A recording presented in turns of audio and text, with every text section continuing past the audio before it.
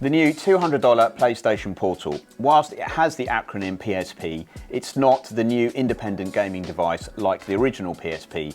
This is specifically designed to be used for remote play, and not only that, you have to have a PS5 and a stable internet connection to use it. I bought this with my own money, and in this video I will share with you my honest and unbiased opinion on what I have noticed using the PlayStation Portal over the past week, and letting you know if it's worth the investment of $200.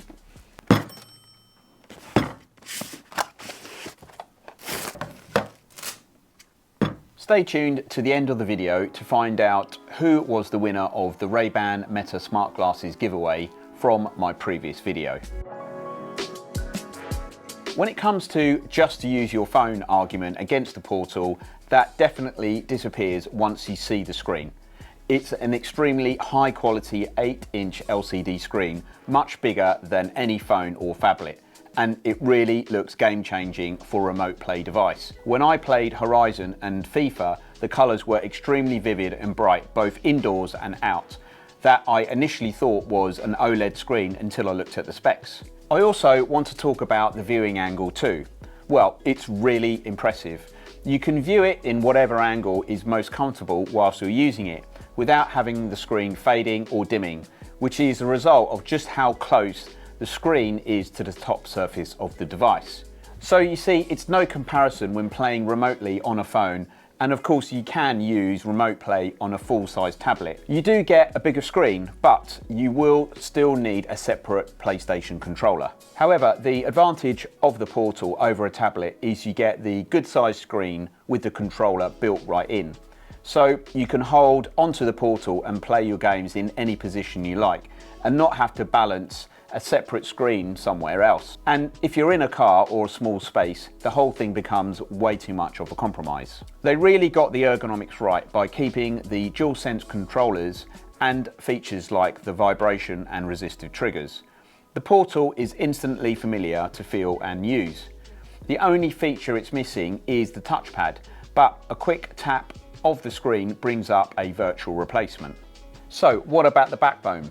The backbone makes a version of its controller attachment specifically for PlayStation games, with all the same buttons, but it lacks the extra features of the DualSense controller. The Portal is just so much more of a polished controller and absolutely crushes the backbone.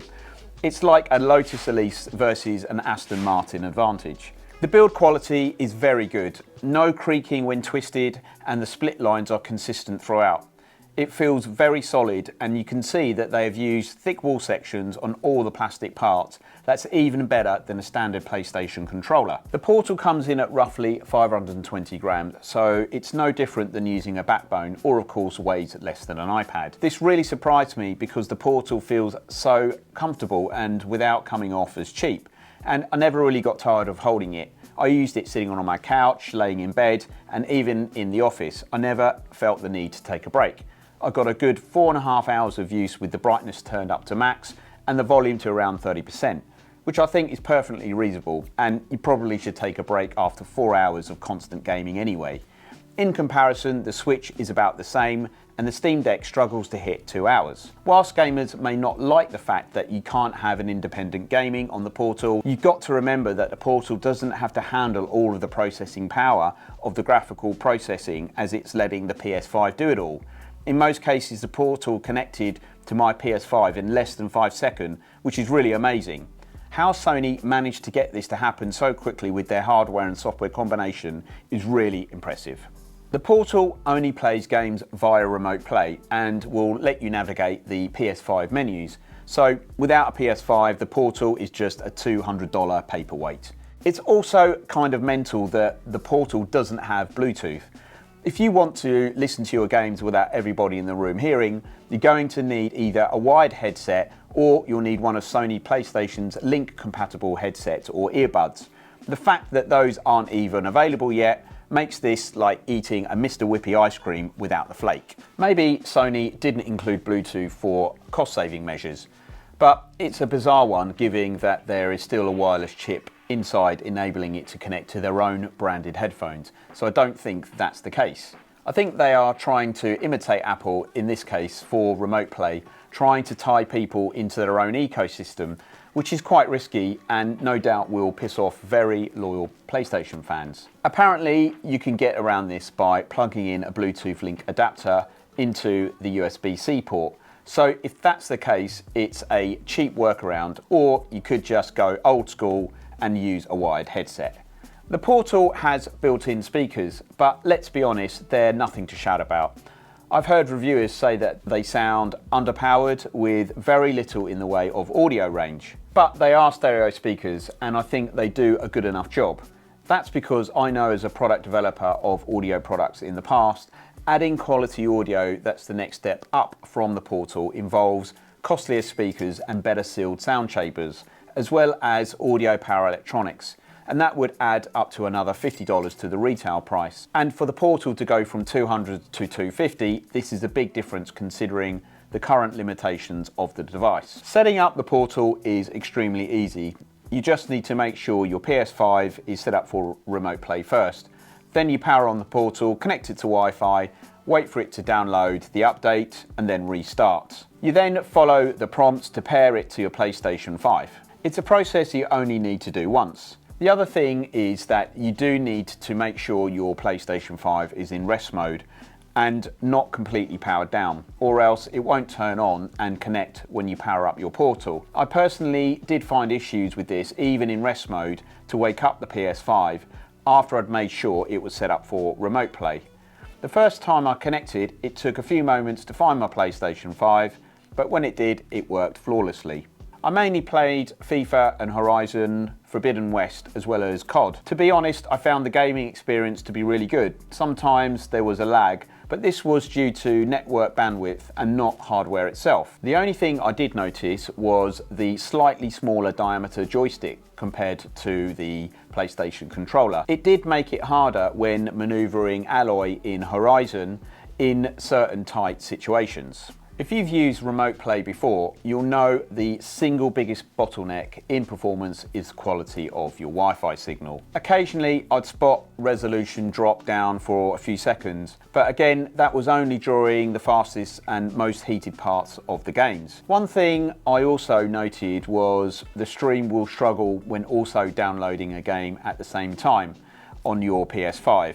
Since my PS5 is connected wirelessly, the added bandwidth of a game download brought the remote play to almost standstill, even losing connection once or twice before picking it back up again. Once the download was completed, everything returned back to normal. Also, I noticed that when outside in places like airports, hotels, and other locations offering guest Wi-Fi that require you to visit a website, then this will mean the Portal will not be able to connect, as it has no web browser to confirm the connection. But what I did manage to test was creating a hotspot on my phone, then connecting the Portal to that, and guess what? It worked. So basically, if I have my phone and the Portal and I can create a hotspot, then I can connect and game anywhere. And this is really very cool. I also managed to connect to Wi-Fi without a login page at my office, and it worked fine. And just knowing I was 10 miles away from my PS5 and getting the same performance was really cool. And this is what makes the PlayStation Portal so special. This is a niche product for niche people. Whilst it essentially performs the same as other remote options like on iPad, iPhone, and other accessories that provide controls like the backbone, the PlayStation Portal is designed and engineered solely to optimize the remote play experience for PS5 gamers. It's very much like a Rolex. It's well crafted and focuses purely on doing one thing really well, and in that it performs admirably. The question is going to be, is it worth spending $200 on a remote only device that's essentially just an extension screen for your current PS5? Well, if you have a family or share a TV in a house and you have a PS5, then yes, it's definitely worth it. The combination of quality of the screen and almost identical controller aesthetics, along with haptic feedback, is reason alone to buy this. Not to also mention the build quality, weight and portability. If you have access to a stable connection, either at home or away, having a seamless experience to access your gaming is the price of 57 coffees from Starbucks, and that works out to be one a day for 11.5 weeks. So if you can give up coffee for that time, then it's a no-brainer in my opinion. Unlike others who were skeptical of this device from the start, I liked it from the outset. Yes, it has some really annoying things like not being able to connect your own Bluetooth devices, and I'd like to be able to watch Netflix or YouTube on the Portal, but all media functions are disabled on Sony Remote Play. After spending time with it, I love it, even more than I did from the moment I took it out of the box. The PlayStation Portal is a better experience than using your own phone with a substandard controller, and it works seamlessly, almost just like how Apple ecosystem works across their devices. I really love the freedom it gives me to play my PS5 from anywhere with a Wi-Fi coverage, especially when the rest of my family was using the TV. It's a really great device that's the best current solution for PlayStation Remote Play. So should you avoid, consider Shortlist, or just go ahead and buy? Well, I would say this is a polarizing product as you will get. It's kind of like Marmite, you either love it or hate it. If you don't like the fact that you must have a PS5 as well as pay $200 for a device that has no Bluetooth, then you're truly gonna hate it, so you should avoid. But if you appreciate the screen quality, the DualSense joystick controls, and anywhere seamless connection to all your PS5 games, then you're gonna love it. So just go ahead and buy it right now. Seriously, right now.